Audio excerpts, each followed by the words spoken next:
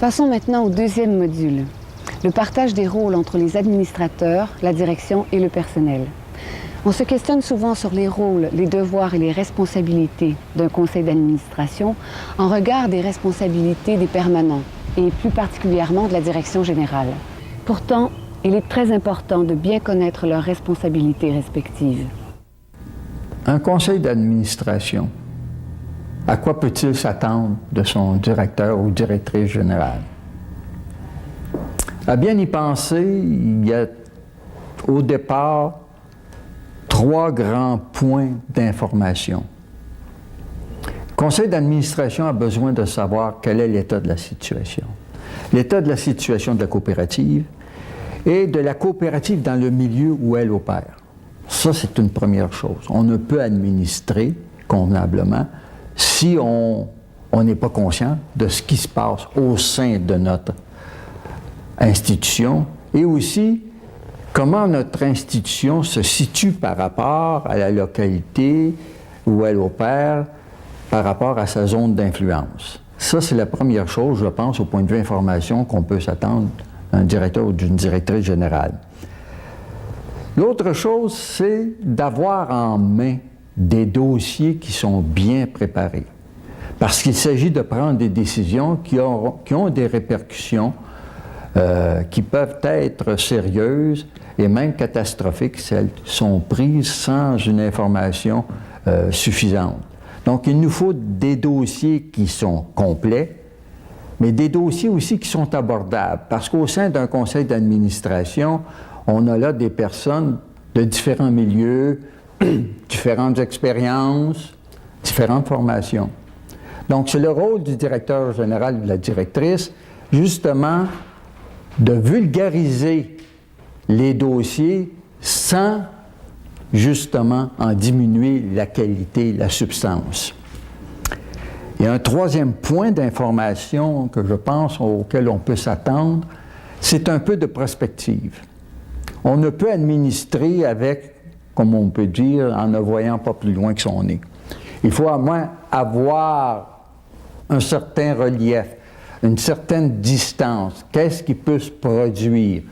C'est sûr qu'on ne peut pas dire ce qui va se produire dans 3 ans, qu'est-ce qui va arriver, il y a des imprévus.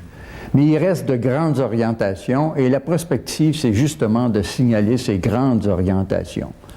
Alors voici pour ce qui est de l'information. Maintenant, le directeur général ou la directrice générale ont la responsabilité des employés. Et par rapport à cette dimension-là, ce à quoi on peut s'attendre d'un bon directeur et d'une bonne directrice, c'est de former ses employés, de leur donner une formation qui convient à l'institution où ces gens-là travaillent. Un directeur général a aussi des attentes par rapport aux administrateurs d'une coopérative funéraire. Une de ces attentes-là, c'est que le conseil d'administration puisse déterminer ensemble les orientations à moyen et à long terme de la coopérative. On a besoin que les administrateurs puissent nous dire, nous, comme directeur général, ce qu'ils attendent de nous pour les 3, les 5 et même les 10 prochaines années. Souvent, l'image qu'on peut donner, c'est que les administrateurs sont là pour identifier, regarder l'avenir de la coop à travers des longues vues, à travers des jumelles. Les administrateurs doivent pouvoir voir loin. Il faut aussi que les administrateurs aient, je dirais, l'ouverture à ce qu'on fasse des erreurs. Un directeur général ne peut pas avoir une moyenne au bâton de 100%. Donc, il faut permettre l'erreur à l'occasion de la direction générale. Il faut aussi avoir l'ouverture au niveau des administrateurs pour un perfectionnement de la direction générale. Il faut être capable de donner notre aval à l'occasion à des sessions de formation de la direction générale pour que le directeur ou la directrice générale puisse s'améliorer au fil des années.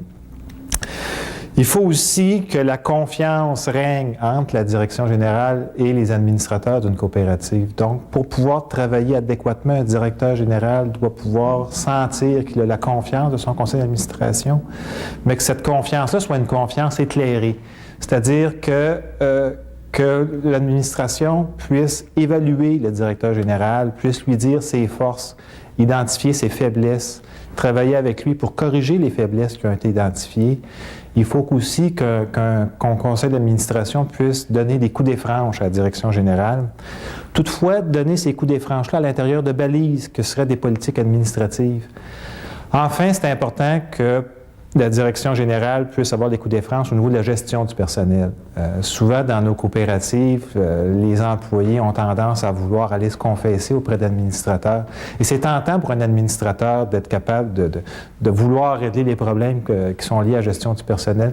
Mais c'est important qu'à ce chapitre, la direction générale puisse avoir des coups d'éfranche à l'intérieur des politiques qui sont établies par le conseil d'administration. Enfin, un directeur général s'attend que les administrateurs viennent évidemment aux réunions du conseil d'administration, enrichissent de leur expérience et de leur vécu les débats qui peuvent avoir lieu au conseil. C'est important que les gens lisent les documents, évidemment, qui sont pertinents pour une réunion du conseil d'administration, que les gens expriment leur opinion et finalement se rallient aux décisions qui sont prises.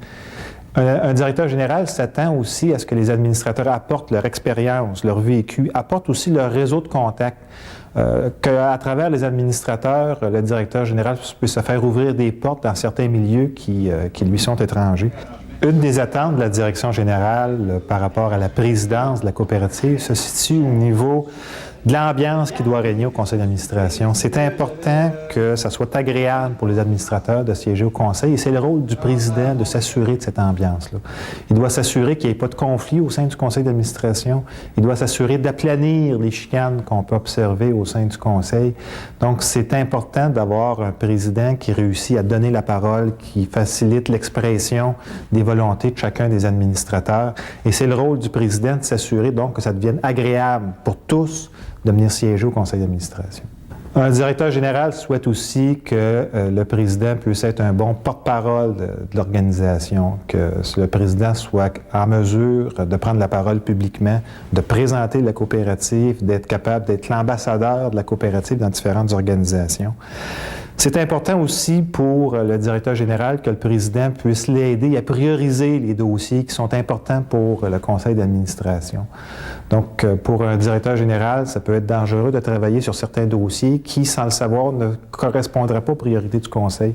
Donc, le président doit aider le directeur général à travailler ses ordres du jour, par exemple, à identifier les dossiers qui doivent être matures pour présenter au conseil, les autres qui doivent être retenus là, pour travailler plus adéquatement.